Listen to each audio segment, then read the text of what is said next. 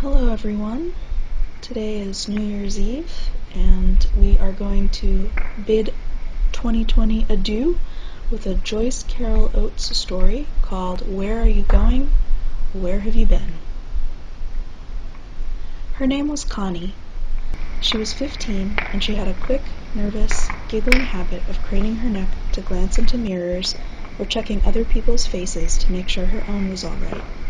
Her mother, who noticed everything and knew everything, and who hadn't much reason any longer to look at her own face, always scolded Connie about it. "Stop gawking at yourself. Who are you? You think you're so pretty?" she would say. Connie would raise her eyebrows at these familiar old complaints, and look right through her mother into a shadowy vision of herself as she was right at that moment. She knew she was pretty, and that was everything. Her mother had been pretty once, too, if you could believe those old snapshots in the album. But now her looks were gone, and that was why she was always after Connie. "Why don't you keep your room clean like your sister? Have you got your hair fixed? What the hell stinks? Hairspray? You don't see your sister using that junk." Her sister June was 24 and still lived at home. She was a secretary in the high school Connie attended, and if that wasn't bad enough, with her in the same building, she was so plain and chunky and steady that Connie had to hear her praised all the time by her mother and her mother's sisters. June did this, June did that. She saved money and helped clean the house and cooked, and Connie couldn't do a thing. Her mind was all filled with trashy daydreams. Their father was away at work most of the time, and when he came home, he wanted supper, and he read the newspaper at supper, and after supper he went to bed. He didn't bother talking much to them, but around his bent head, Connie's mother kept picking at her, until Connie wished her mother was dead, and she herself was dead, and it was all over. "She makes me want to throw up sometimes," she complained to her friends. She had a high, breathless, amused voice that made everything she said sound a little forced, whether it was sincere or not. There was one good thing. June went places with girlfriends of hers, girls who were just as plain and steady as she, and so when Connie wanted to do that, her mother had no objections. The father of Connie's best girlfriend drove the girls 3 miles to town and left them at a shopping plaza so they could walk through the stores or go to a movie, and when he came to pick them up again at 11, he never bothered to ask what they had done. They must have been familiar sights, walking around the shopping plaza in their shorts and flat ballerina slippers that always scuffed the sidewalk, with charm bracelets jingling on their thin wrists. They would lean together to whisper and laugh secretly if someone passed who amused or interested them. Connie had long, dark blonde hair that drew anyone's eye to it, and she wore part of it pulled up on her head and puffed out, and the rest of it she let fall down her back. She wore a pullover jersey blouse that looked one way when she was at home, and another way when she was away from home. Everything about her had 2 sides to it, one for home, and one for anywhere that was not home. Her walk, which could be childlike and bobbing, or languid enough to make anyone think she was hearing music in her head. Her mouth, which was pale and smirking most of the time, but bright and pink on these evenings out. Her laugh, which was cynical and drawling at home. Ha ha, very funny, but high-pitched and nervous anywhere else, like the jingling of the charms on her bracelet. Sometimes they did go shopping or to a movie, but sometimes they went across the highway, ducking fast across the busy road to a drive-in restaurant where older kids hung out. The restaurant was shaped like a big bottle, though squatter than a real bottle, and on its cap was a revolving figure of a grinning boy holding a hamburger aloft. One night in midsummer, they ran across, breathless with daring, and right away someone leaned out a car window and invited them over, but it was just a boy from high school they didn't like. It made them feel good to be able to ignore him. They went up through the maze of parked and cruising cars to the bright-lit, fly-infested restaurant, their faces pleased and expectant as if they were entering a sacred building that loomed up out of the night to give them what haven and blessing they yearned for. They sat at the counter and crossed their legs at the ankles, their thin shoulders rigid with excitement, and listened to the music that made everything so good. The music was always in the background, like music at a church service. It was something to depend on. A boy named Eddie came in to talk with them. He sat backwards on his stool, turning himself jerkily around in semicircles, and then stopping and turning back again, and after a while he asked Connie if she would like something to eat. She said she would, and so she tapped her friend's arm on her way out. Her friend pulled her face up into a brave, droll look, and Connie said she would meet her at 11 across the way. "I'd just hate to leave her like that," Connie said earnestly, but the boy said that she wouldn't be alone for long. So they went out to his car, and on the way, Connie couldn't help but let her eyes wander over the windshields and faces all around her, her face gleaming with a joy that had nothing to do with Eddie or even this place. It might have been the music. She drew her shoulders up and sucked in her breath with the pure pleasure of being alive, and just at that moment, she happened to glance at a face just a few feet from hers. It was a boy with shaggy black hair and a convertible jalopy painted gold. He stared at her, and then his lips widened into a grin. Connie slit her eyes at him and turned away, but she couldn't help glancing back, and there he was, still watching her. He wagged a finger and laughed and said, "Gonna get you, baby," and Connie turned away again, without Eddie noticing anything. She spent 3 hours with him at the restaurant where they ate hamburgers and drank Cokes in wax cups that were always sweating, and then down an alley a mile or so away, and when he left her off at 5 to 11, only the movie house was still open at the plaza. Her girlfriend was there, talking with a boy. When Connie came up, the two girls smiled at each other, and Connie said, "How was the movie?" And the girl said, "You should know." They rode off with the girl's father, sleepy and pleased, and Connie couldn't help but look back at the darkened shopping plaza with its big, empty parking lot and its signs that were faded and ghostly now, and over at the drive-in restaurant where cars were still circling tirelessly. She couldn't hear the music at this distance. Next morning, June asked her how the movie was, and Connie said, "So-so." She and that girl, and occasionally another girl, went out several times a week, and the rest of the time Connie spent around the house. It was summer vacation, getting in her mother's way and thinking, dreaming about the boys she met. But all the boys fell back and dissolved into a single face that was not even a face, but an idea, a feeling mixed up with the urgent, insistent pounding of the music and the humid night air of July. Connie's mother kept dragging her back to the daylight by finding things for her to do, or saying suddenly, "What's this about the Pittenger girl?" And Connie would say nervously, "Oh, her, that dope." She always drew thick, clear lines between herself and such girls, and her mother was simple and kind enough to believe it. Her mother was so simple, Connie thought, that it was maybe cruel to fool her so much. Her mother went scuffling around the house in old bedroom slippers, and complained over the telephone to one sister about the other. Then the other called up, and the two of them complained about the third one. If June's name was mentioned, her mother's tone was approving, and if Connie's name was mentioned, it was disapproving. This did not really mean she disliked Connie, and actually, Connie thought that her mother preferred her to June just because she was prettier, but the two of them kept up a pretense of exasperation, a sense that they were tugging and struggling over something of little value to either of them. Sometimes, over coffee, they were almost friends, but something would come up, some vexation that was like a fly buzzing suddenly around their heads, and their faces went hard with contempt. One Sunday, Connie got up at 11, none of them bothered with church, and washed her hair so that it could dry all day long in the sun. Her parents and sister were going to a barbecue at an aunt's house, and Connie said no, she wasn't interested, rolling her eyes to let her mother know just what she thought of it. "Stay home alone, then," her mother said sharply. Connie sat out back in a lawn chair and watched them drive away.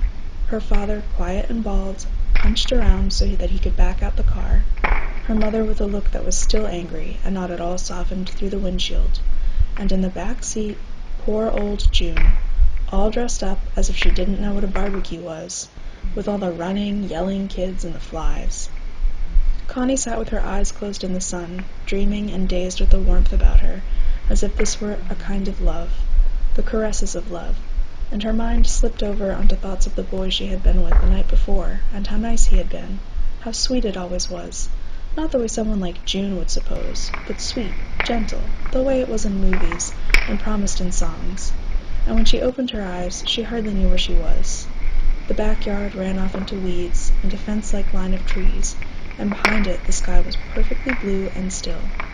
The asbestos ranch house that was now 3 years old startled her. It looked small. She shook her head as if to get awake. It was too hot. She went inside the house and turned on the radio to drown out the quiet. She sat on the edge of her bed, barefoot, and listened for an hour and a half to a program called XYZ Sunday Jamboree. Record after record of hard, fast, shrieking songs she sang along with, interspersed by exclamations from Bobby King. And look here, you girls at Napoleon's Son and Charlie, want you to pay real close attention to this song coming up. And Connie paid close attention herself, bathed in a glow of slow-pulsed joy that seemed to rise mysteriously out of the music itself, and lay languidly about the airless little room, breathed in and breathed out with each gentle rise and fall of her chest. After a while, she heard a car coming up the drive. She sat up at once, startled, because it couldn't be her father so soon. The gravel kept crunching all the way in from the road. The driveway was long, and Connie ran to the window. It was a car she didn't know. It was an open jalopy, painted a bright gold that caught the sunlight opaquely. Her heart began to pound, and her fingers snatched at her hair, checking it, and she whispered, "Christ, Christ," wondering how bad she looked. The car came to a stop at the side door, and the horn sounded 4 short taps, as if this were a signal Connie knew. She went into the kitchen and approached the door slowly, then hung out the screen door, her bare toes curling down off the step. There were 2 boys in the car, and now she recognized the driver. He had shaggy, shabby black hair that looked crazy as a wig, and he was grinning at her. "I ain't late, am I?" he said. "Who the hell do you think you are?" Connie said. "Told you I'd be out, didn't I?" "I don't even know who you are." She spoke sullenly, careful to show no interest or pleasure, and he spoke in a fast, bright monotone. Connie looked past him to the other boy, taking her time. He had fair brown hair with a lock that fell onto his forehead. His sideburns gave him a fierce, embarrassed look, but so far he hadn't even bothered to glance at her. Both boys wore sunglasses. The driver's glasses were metallic and mirrored everything in miniature. "You want to come out for a ride?" he said. Connie smirked and let her hair fall loose over one shoulder. "Don't you like my car? New paint job," he said. "Hey." "What?" "You're cute." She pretended to fidget, chasing flies away from the door. "Don't you believe me, or what?" he said. "Look, I don't even know who you are," Connie said in disgust. "Hey, Eli's got a radio, see? Mine broke down." He lifted his friend's arm and showed her the little transistor radio the boy was holding, and now Connie began to hear the music. It was the same program that was playing inside the house. "Bobby King?" she said. "I listen to him all the time. I think he's great." "He's kind of great," Connie said reluctantly. "Listen, that guy's great. He knows where the action is." Connie blushed a little, because the glasses made it impossible for her to see just what this boy was looking at. She couldn't decide if she liked him or if he was just a jerk, and so she dawdled in the doorway and wouldn't come down or go back inside. She said, "What's all that stuff painted on your car?" "Can't you read it?" He opened the door very carefully, as if he were afraid it might fall off. He slid out just as carefully, planting his feet firmly on the ground, the tiny metallic world in his sunglasses slowing down like gelatine hardening, and in the midst of it, Connie's bright green blouse. "This here's my name to begin with," he said. Arnold Friend was written in tar-like black letters on the side, with a drawing of a round, grinning face that reminded Connie of a pumpkin, except it wore sunglasses. "I want to introduce myself. I'm Arnold Friend, and that's my real name, and I'm going to be your friend, honey. And inside the car's Eli Oscar. He's kind of shy." Eli brought his transistor radio up to his shoulder and balanced it there. "Now, these numbers are a secret code, honey," Arnold Friend explained. He read off the numbers 33, 19, 17, and raised his eyebrows at her to see what she thought of that, but she didn't think much of it. The left rear fender had been smashed, and around it was written on a gleaming gold background, "Done by Crazy Woman Driver." Connie had to laugh at that. Arnold Friend was pleased at her laughter and looked up at her. "Around the other side's a lot more. You want to come and see 'em?" "No." "Why not?" "Why should I?" "Don't you want to see what's on the car? Don't you want to go for a ride?" I don't know." "Why not?" "I got things to do." "Like what?" "Things." He laughed as if she had said something funny. He slapped his thighs. He was standing in a strange way, leaning back against the car as if he were balancing himself. He wasn't tall, only an inch or so taller than she would be if she came down to him. Connie liked the way he was dressed, which was the way all of them dressed. Tight, faded jeans, stuffed into black, scuffed boots, a belt that pulled his waist in and showed how lean he was, and a white pullover shirt that was a little soiled and showed the hard, small muscles of his arms and shoulders. He looked as if he probably did hard work, lifting and carrying things. Even his neck looked muscular, and his face was a familiar face somehow, the jaw and chin and cheeks slightly darkened because he hadn't shaved for a day or two, and the nose long and hawk-like, sniffing as if she were a treat that he was going to gobble up, and it was all a joke. "Connie, you ain't telling the truth. This is your day set aside for a ride with me, and you know it," he said, still laughing. The way he straightened and recovered from his fit of laughing showed that it had all been fake. "How do you know what my name is?" she said suspiciously. "Well, it's Connie." "Maybe, and maybe not." "I know my Connie," he said, wagging his finger. Now she remembered him even better, back at the restaurant, and her cheeks warmed at the thought of how she had sucked in her breath just at the moment she passed him, how she must have looked to him, and he had remembered her. "Eli and I come out here specially for you," he said. "Eli can sit in back. How about it?" "Where?" "Where what?" "Where are we going?" He looked at her. He took off the sunglasses, and she saw how pale the skin around his eyes was, like holes that were not in shadow, but instead in light. His eyes were like chips of broken glass that catch the light in an amiable way. He smiled. It was as if the idea of going for a ride somewhere, to some place, was a new idea to him. "Just for a ride, Connie, sweetheart." "I never said my name was Connie," she said. "But I know what it is. I know your name and all about you. Lots of things," Arnold Friend said. He had not moved yet, but stood still, leaning back against the side of his jalopy. "I took a special interest in you, such a pretty girl, and found out all about you. Like I know your parents and sister are gone somewheres, and I know where and how long they're going to be gone, and I know who you were with last night, and your best girlfriend's name was Betty, right?" He spoke in a simple, lilting voice, exactly as if he were reciting the words to a song. His smile assured her that everything was fine. In the car, Eli turned up the volume on his radio, and did not bother to look around at them. "Eli can sit in the back seat," Arnold Friend said. He indicated his friend with a casual jerk of his chin, as if Eli did not count, and she should not bother with him. "How do you find out all that stuff?" Connie said. "Listen, Betty Schultz, and Tony Fitch, and Jimmy Pettinger, and Nancy Pettinger," he said in a chant. "Raymond Stanley, and Bob Hutter. Do you know all those kids?" "I know everybody." "Look, you're kidding. You're not from around here." "Sure." "But how come we never saw you before?" "I'm sure you saw me before," he said. He looked down at his boots as if he were a little offended. "You just don't remember." "I guess I'd remember you," Connie said. "Oh, yeah?" He looked up at this, beaming. He was pleased. He began to mark time with the music from Eli's radio, tapping his fists lightly together.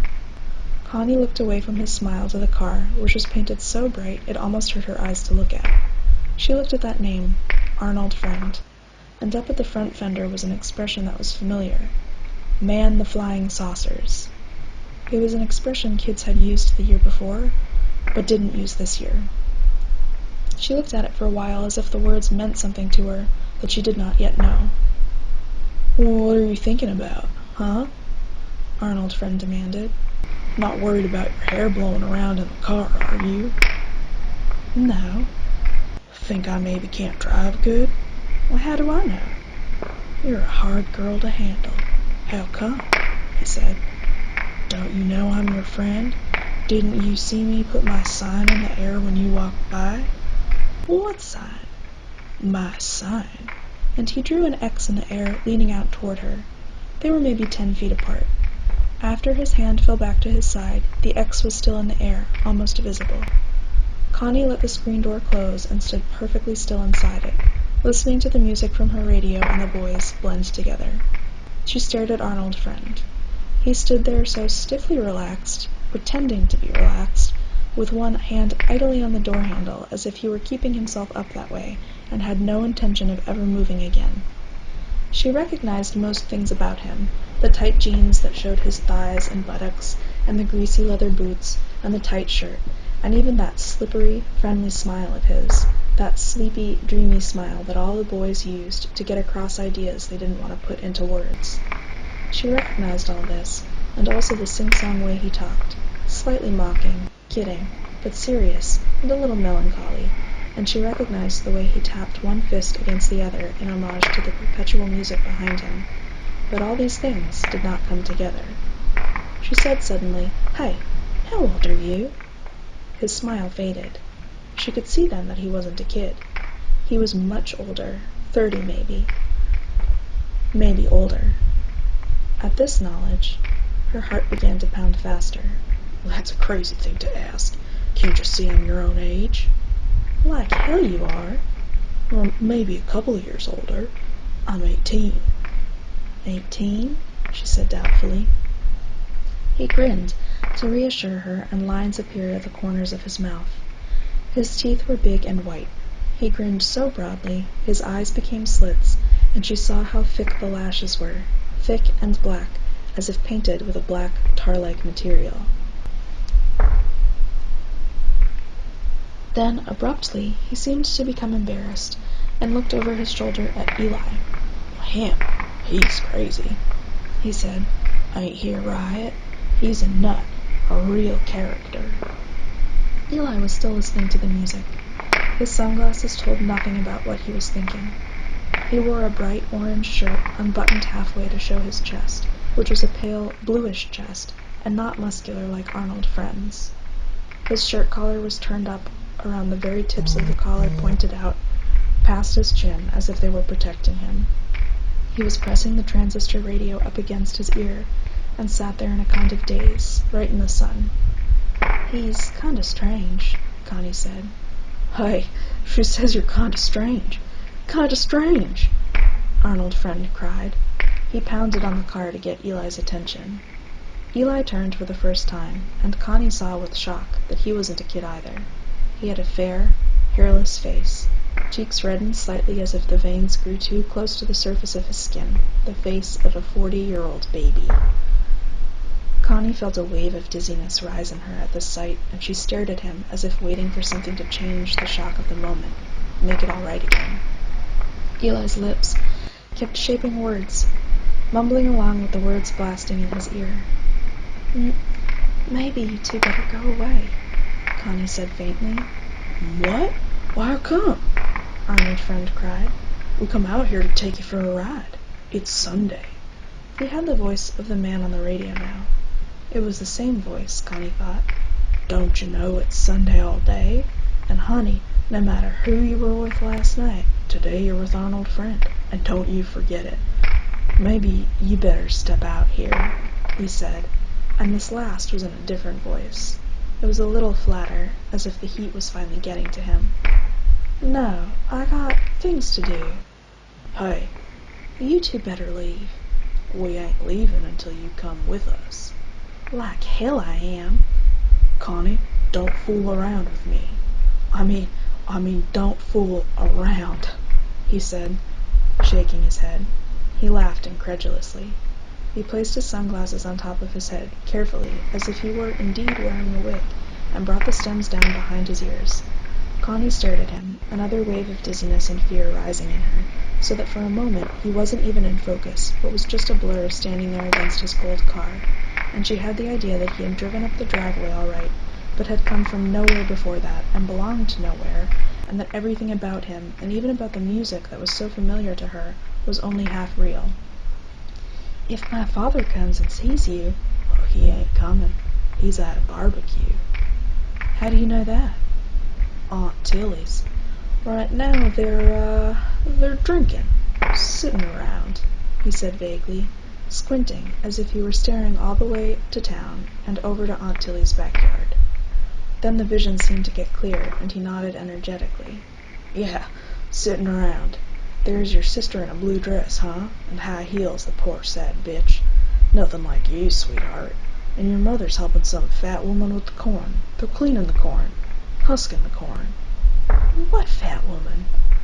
Connie cried. Well, how do I know what fat woman? I don't know every goddamn fat woman in the world. Arnold Friend laughed. Oh, that's Mrs. Hornsby. Who invited her? Connie said. She felt a little lightheaded. Her breath was coming quickly. She's too fat. I don't like him fat. I like him the way you are, honey, he said, smiling sleepily at her. They stared at each other for a while through the screen door. He said softly, Now, what you're gonna do is this. You're gonna come out that door. You're gonna sit up front with me, and Eli's gonna sit in the back. The hell with Eli, right? This isn't Eli's date. You are my date. I'm your lover, honey. What? You're crazy. Yes, I'm your lover. You don't know what that is, but you will, he said. I know that too. I know all about you. But look, it's real nice, and you couldn't ask for nobody better than me or more polite. I always keep my word. I'll tell you how it is. I'm always nice at first, the first time. I'll hold you so tight you think you won't have to try to get away or pretend anything because you'll know you can't. And I'll come inside you when it's all secret, and you'll give in to me, and you'll love me. Shut up! You're crazy! Connie said. She backed away from the door. She put her hands up against her ears, as if she'd heard something terrible, something not meant for her. People don't talk like that. You're crazy, she muttered. Her heart was almost too big now for her chest, and its pumping made sweat break out all over her. She looked out to see Arnold Friend pause, and then take a step toward the porch, lurching. He almost fell, but like a clever, drunken man, he managed to catch his balance. He wobbled in his high boots and grabbed hold of one of the porch posts. Honey, he said, you still listening? Get the hell out of here. Be nice, honey. Listen. I'm going to call the police. He wobbled again, and out of the side of his mouth came a fast, spat curse, an aside not meant for her to hear. But even this Christ sounded forced. Then he began to smile again. She watched this smile come, awkward as if he were smiling from inside a mask.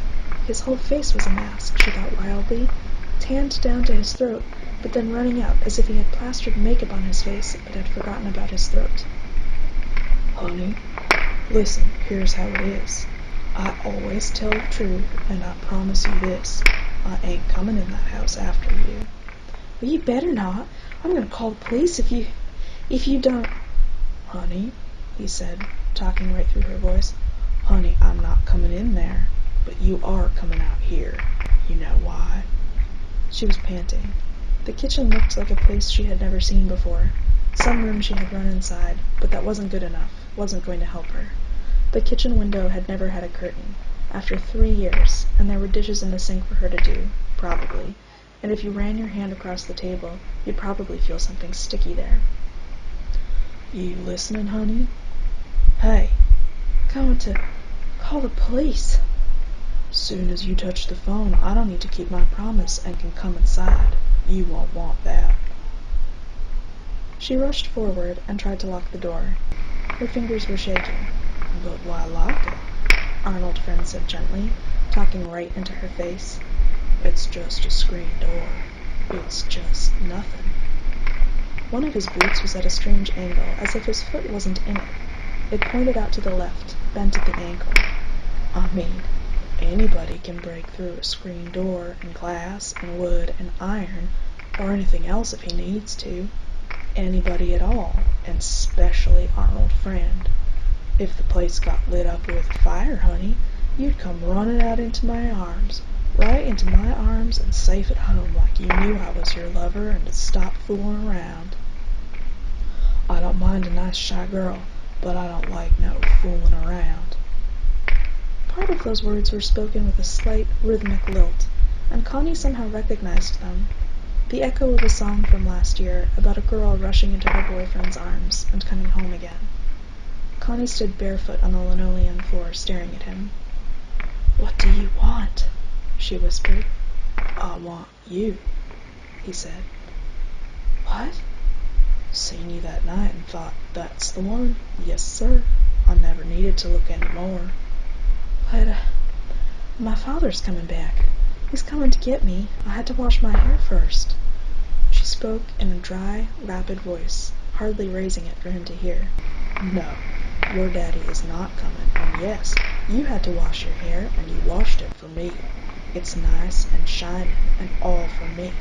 I thank you, sweetheart," he said, with a mock bow, but again he almost lost his balance. He had to bend and adjust his boots. Evidently, his feet did not go all the way down. The boots must have been stuffed with something so that he would seem taller. Connie stared out at him and behind him at Eli in the car, who seemed to be looking off toward Connie's right into nothing. "This," Eli said, pulling the words out of the air one after another as if he were just discovering them. "You want me to pull out the phone?" "Shut your mouth and keep it shut," Arnold Friend said, his face red from bending over, or maybe from embarrassment because Connie had seen his boots. "This ain't none of your business."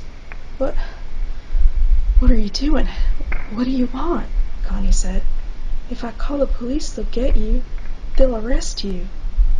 "Promise was not to come in unless you touch that phone, and I'll keep that promise," he said. He resumed his erect position and tried to force his shoulders back. He sounded like a hero in a movie, declaring something important, but he spoke too loudly, and it was as if he were speaking to someone behind Connie. "I ain't made plans for coming in that house where I don't belong, but just for you to come out to me the way you should. Don't you know who I am?" You're crazy," she whispered.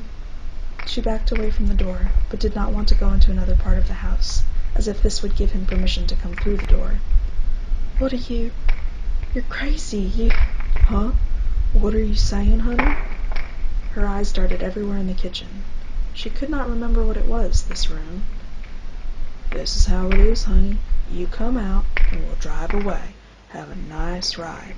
But if you don't come out, we're gonna wait till your people come home, and then they're all gonna get it." "You want that telephone pulled out?" Eli said. He held the radio away from his ear and grimaced, as if without the radio, the air was too much for him. "I told you, shut up, Eli," Arnold Friend said. "You're deaf. Get a hearing aid, right? Fix yourself up. This little girl's no trouble and is gonna be nice to me, so Eli, keep to yourself. This ain't your date, right?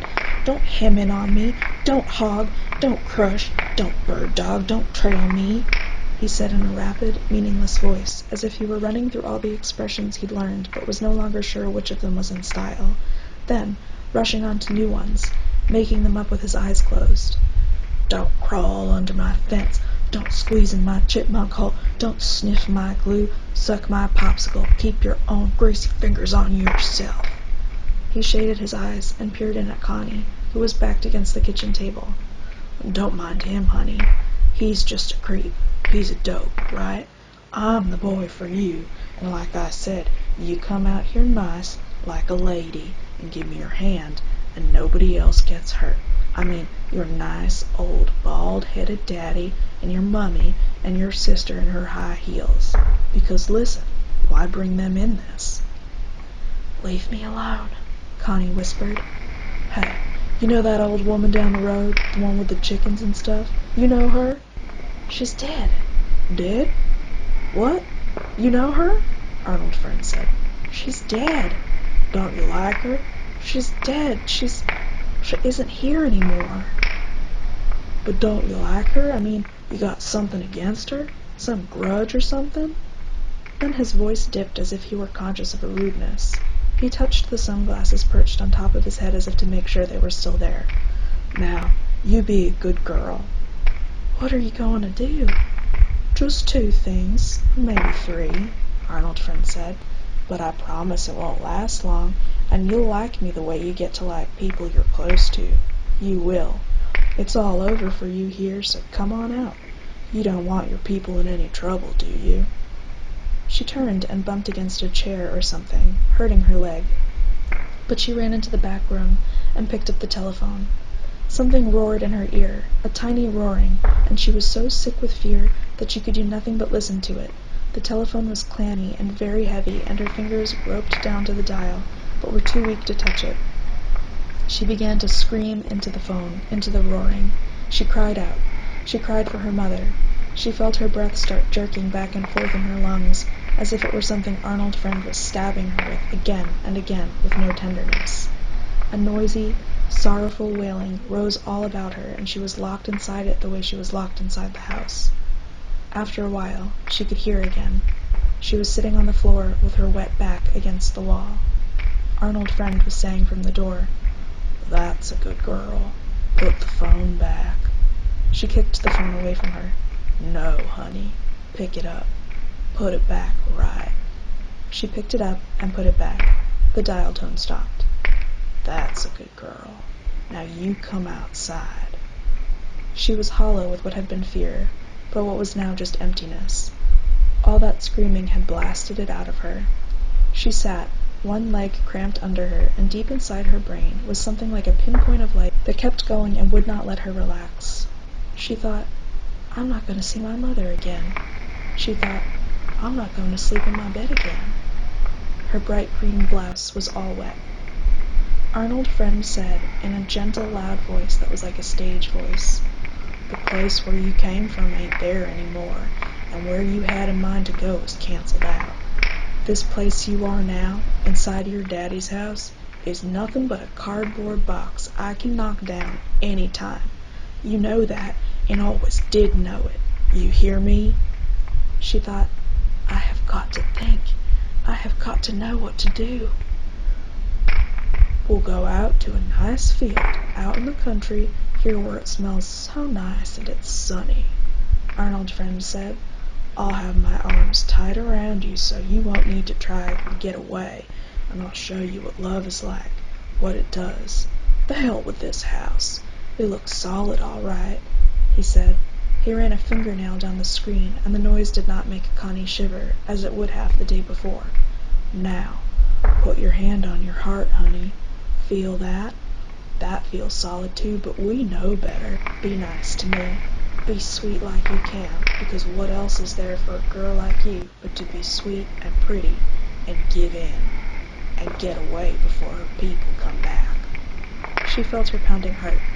Her hand seemed to enclose it. She thought for the first time in her life that it was nothing that was hers, that belonged to her, but just a pounding, living thing inside this body that wasn't really hers either. "You don't want them to get hurt," Arnold's friend went on. "Now, get up, honey. Get up all by yourself." She stood. "Now, turn this way. That's right. Come over here to me. Eli, put that away. Didn't I tell you? You dope. You miserable, creepy dope," Arnold's friend said. His words were not angry, but only part of an incantation. The incantation was kindly. "Now, come out through the kitchen to me, honey, and let's see you smile. Try. You're a brave, sweet little girl, and now they're eating corn and hot dogs cooked to bursting over an outdoor fire, and they don't know one thing about you and never did, and honey, You're better than them, because not a one of them would have done this for you." Connie felt the linoleum under her feet. It was cool. She brushed her hair back out of her eyes. Arnold Friend let go of the post tentatively and opened his arms for her, his elbows pointing in towards each other and his wrists limp, to show that this was an embarrassed embrace and a little mocking. He didn't want to make her self-conscious. She put out her hand against the screen. She watched herself push the door slowly open as if she were back safe somewhere in the other doorway, watching this body and this head of long hair moving out into the sunlight where Arnold Friend waited. "My sweet little blue-eyed girl," he said in a half-sung sigh that had nothing to do with her brown eyes, but was taken up just the same by the vast, sunlit reaches of the land behind him, and on all sides of him, so much land that Connie had never seen before and did not recognize, except to know that she was going to it.